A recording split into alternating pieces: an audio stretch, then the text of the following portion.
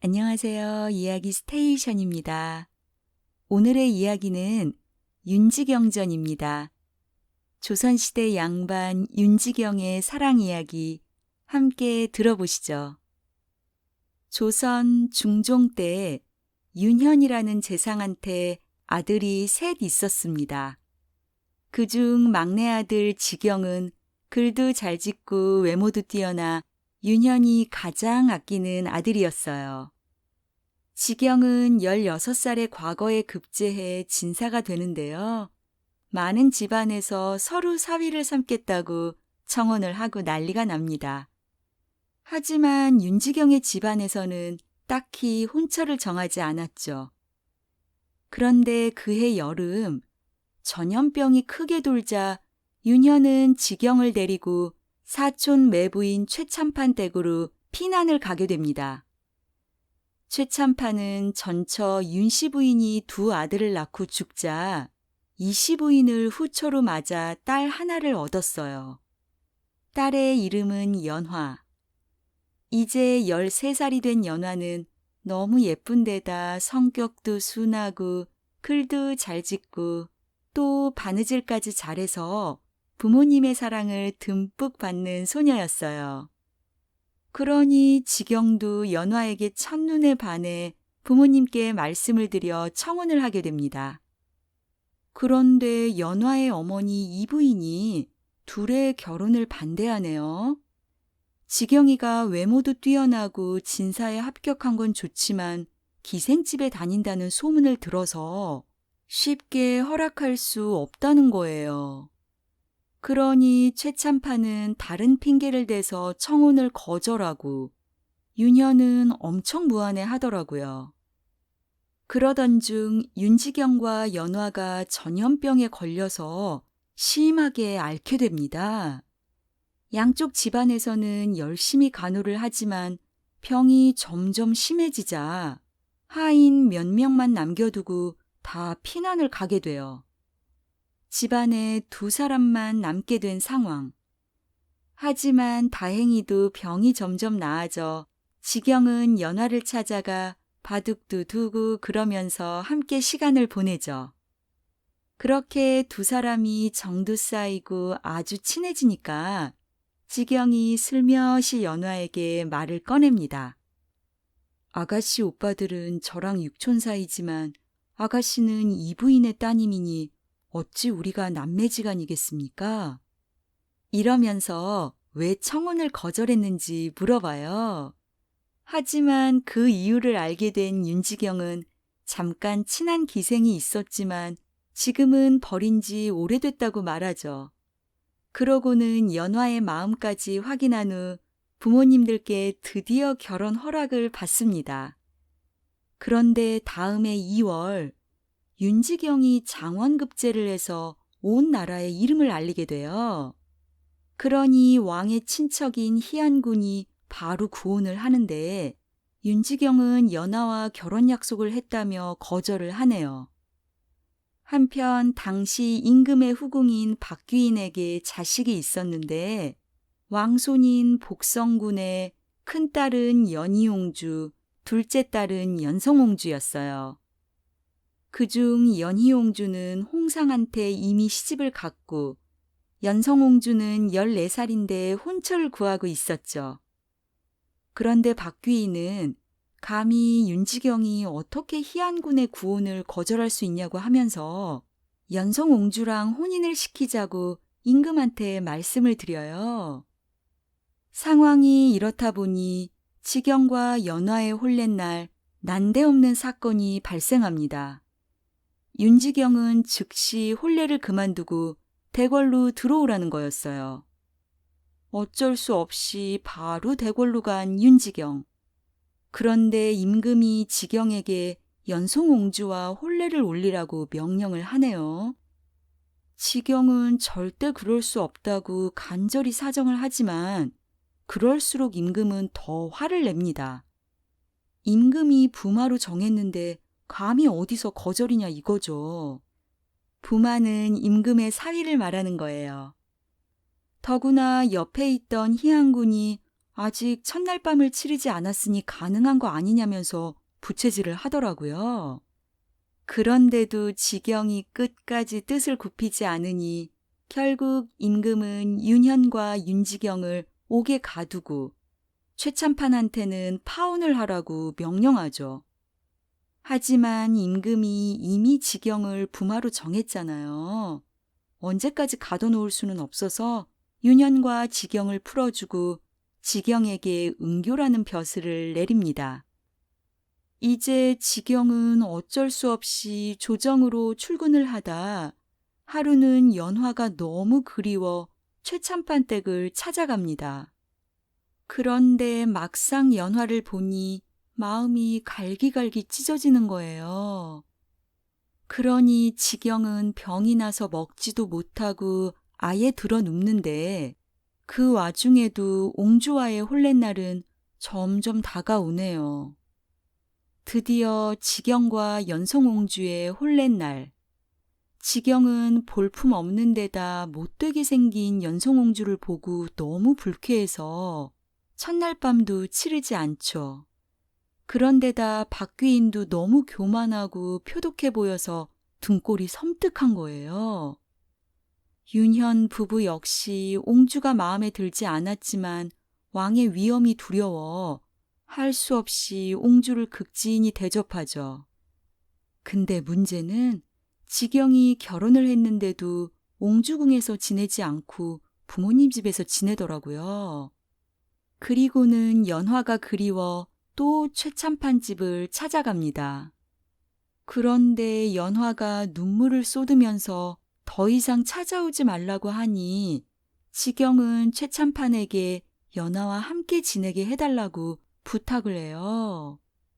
하지만 최참판은 두 집안을 위해서라도 이제 오지 말라고 하더라고요. 둘 사이가 안타깝긴 하지만 어쩔 수 없는 거죠. 그런데 아무 말도 못하고 밖으로 나온 지경이 우연히 최참판의 손녀를 만나게 됩니다. 그러니 연화의 침실이 어딘지 어떻게 들어가는지 자세히 물어보더라고요. 과연 얼마 후 지경은 유난히 마음이 심란한 어느 날 최참판 집의 담을 넘어 연화의 침실로 찾아가죠. 연화는 처음엔 너무 깜짝 놀라지만 지경이를 사랑하는 마음이 크다 보니 둘은 같이 하룻밤을 보내네요. 이제 지경은 매일 밤 연화를 찾아가 밤을 보낸 후 다음날 일찍 조정으로 출근하기를 반복합니다. 그러니 연성옹주는 지경이 밤마다 어딜 가는지 알 수도 없고 낮에만 한 번씩 찾아와 얼굴만 쓱 보고 가니 속이 부글부글 끓는 거죠. 결국 임금까지 이 사실을 알게 됐지만 임금은 부부간의 일인데 어떻게 아는 체를 하냐며 그냥 넘어가더라고요. 그렇게 시간이 흘러 어느덧 겨울이 되고 지경은 눈이 쏟아지는데도 매일 밤 연화를 찾아갑니다. 하지만 연화의 침실까지 가는 눈밭 위에 신발 자국이 남아 하인들이 의심을 하기 시작해요. 근데 이 소문을 들은 최참판의 큰아들 한림은 바로 윤지경인 줄 알아차리죠. 그래서 밤에 몰래 엿보고 있다가 윤지경이 왔을 때 하인들을 불러 잡아들입니다. 이렇게 되니 최참판까지 모든 사실을 알게 되고 최참판은 안타까워하면서도 윤지경이 계속 이러는 걸 꾸짖을 수밖에 없죠. 하지만 윤지경은 장인어른, 옹주는 천하 괴물인데다 박귀인은 너무 간사하고 복성군은 남 헐뜯기를 좋아합니다. 더구나 박귀인은 큰 사위 홍상래 지방과 흉계를 꾸미는 것 같으니 제가 옹주와 가까이 지냈다간 집안 전체가 망할 겁니다. 차라리 제 아내 연화를 사랑하고 옹주를 미워하면 몇 사람만 화를 입을 것이니 그게 낫지 않겠습니까? 그러더니 이제 아주 대놓고 연화를 만나러 다녀요. 하지만 아무리 숨어 다녀도 언제까지 옹주가 모르겠어요. 결국 모든 사실을 알게 된 옹주는 윤지경에게 크게 화를 내죠. 그랬더니 오히려 윤지경이 이미 조광지처가 있는 사람한테 아내를 버리고 부귀를 쫓아 옹주와 잘 지내라고 하다니 이게 말이 됩니까? 옹주께서 계속 이렇게 질투를 하시면 평생 이런 신세를 벗어나지 못할 것입니다. 이렇게 정색하며 말하네요. 그러니 옹주는 하루 종일 울고 불고 또 박귀인은 임금에게 윤지경을 크게 벌주라고 난리를 피워요. 결국 임금은 윤지경을 불러 꾸짖기 시작하죠. 하지만 여기서 물러날 윤지경이 아니잖아요. 지경은 자신의 집안과 최참판 집안은 오래된 인연이라고 하면서 절대 연화를 버리지 못한다고 딱 잘라 말하더라고요.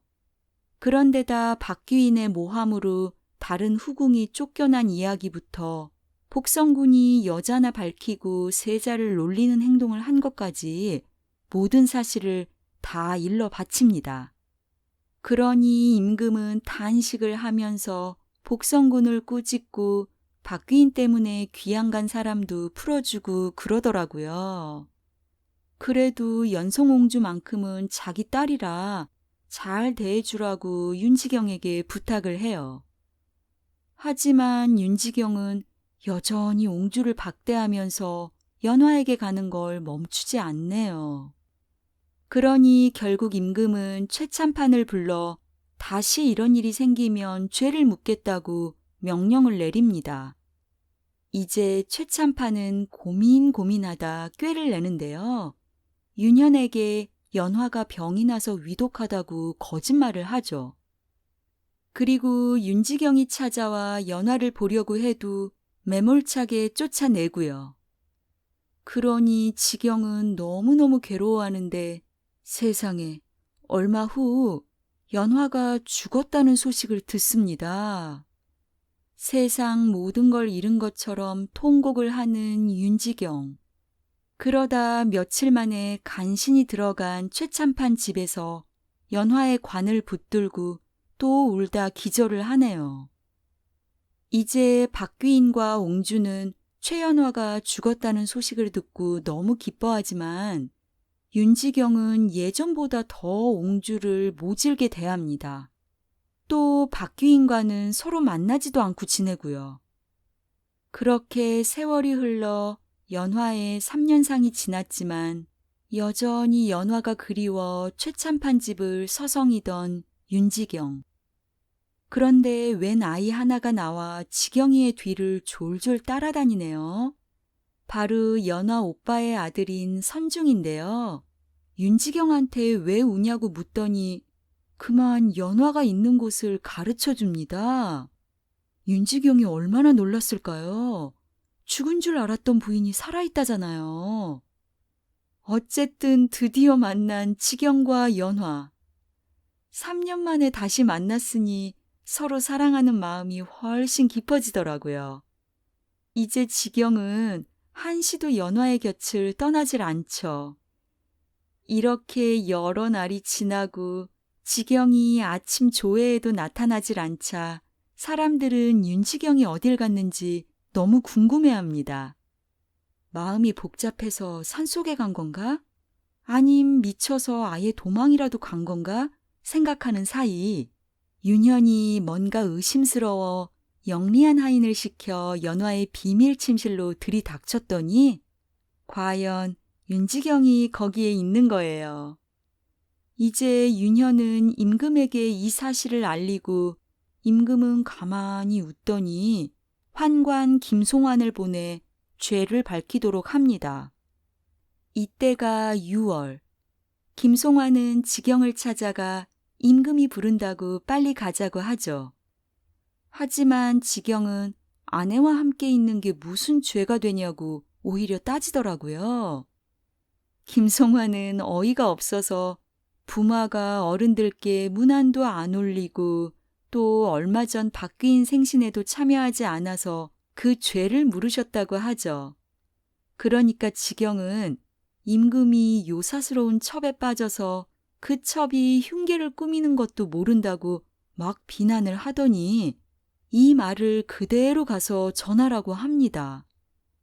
요즘 남곤 심정 등이 홍상 복성군과 모의를 해서 궁중 후원 나뭇잎에 조광조와 이군빈 무리가 역모를 꾸민다는 얘기를 꿀로 썼다고 하더구나. 그러니 꿀이 발린 부분을 벌레들이 갉아먹어 나뭇잎에 글자가 새겨졌겠지. 그걸 일부러 떨어뜨려 추상전하께 전달하니 전하는 정신이 없었을 것이고 그 틈을 타 바뀐 무리가 정세를 흔들어 결국 조광조 등 30여 명을 죽였다지. 내가 힘이 모자라 그분들을 구하지 못한 것이 이렇게 분하구나. 이런 말을 하네요.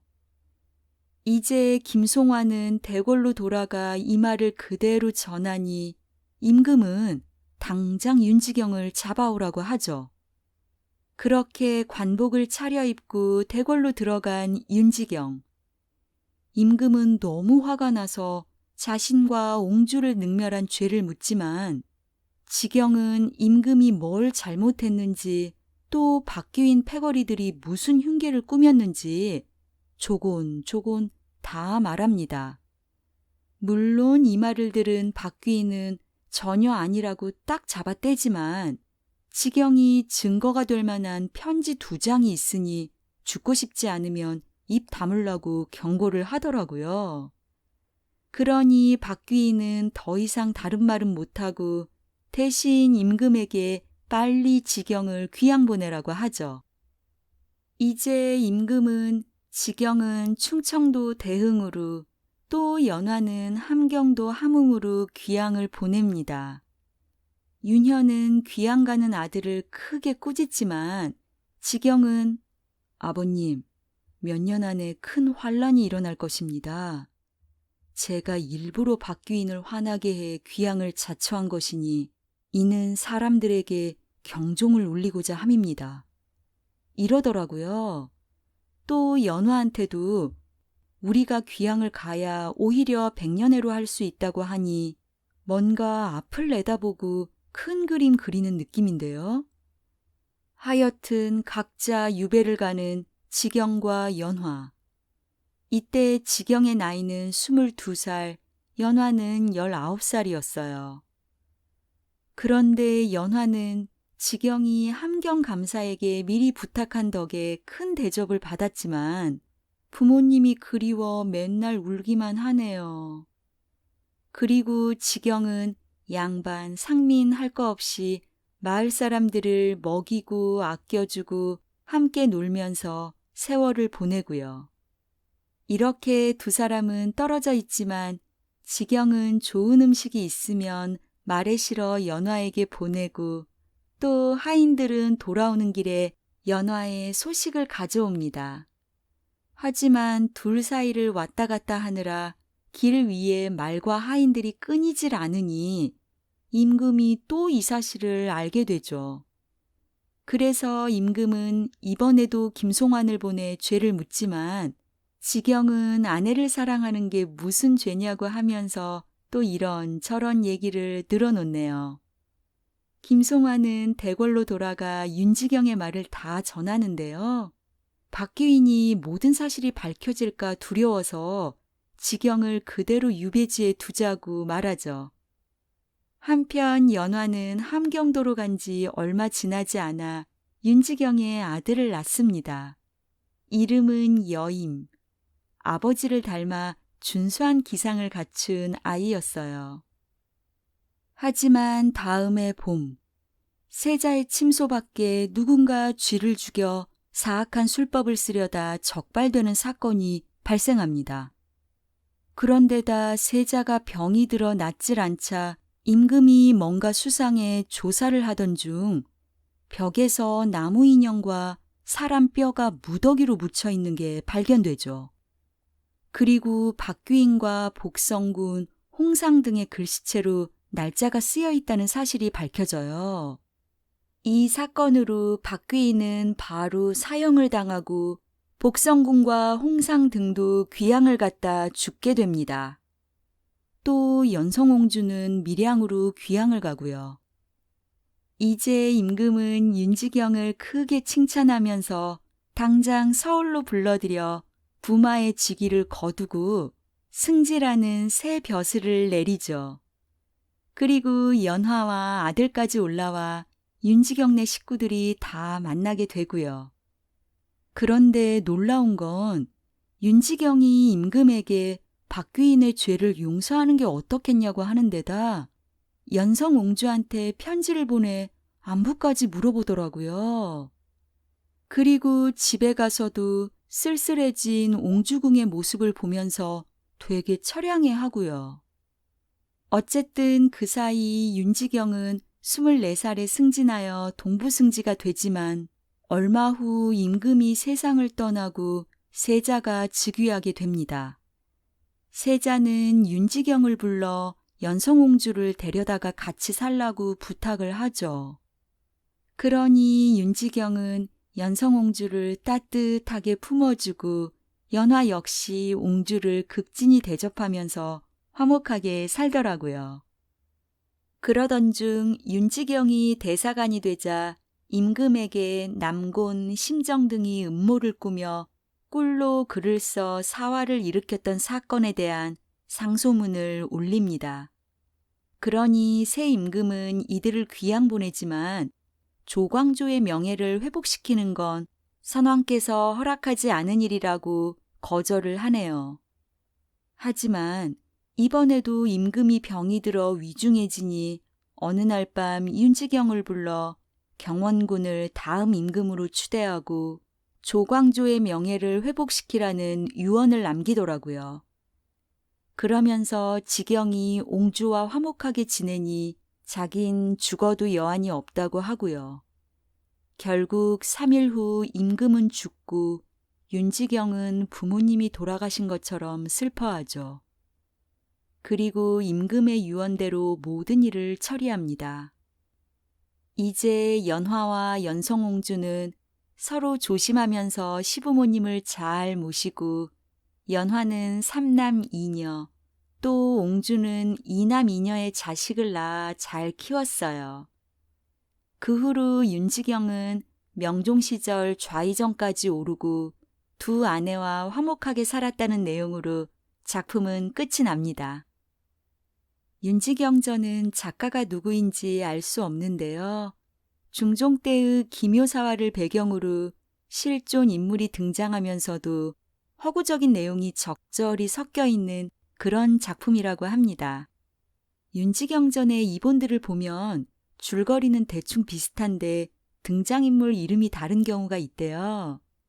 어떤 판본은 주인공이 윤지경이 아니라 윤인경으로 되어 있다고 하더라고요. 뭐 어떤 이름이든 이 작품의 주인공이 부당하게 명령하는 임금에게 적극적으로 저항하는 모습을 보여준 점이 참 인상적인 소설이었습니다. 그럼 오늘의 이야기는 여기에서 끝내고요. 구독과 좋아요도 부탁드립니다. 항상 감사합니다.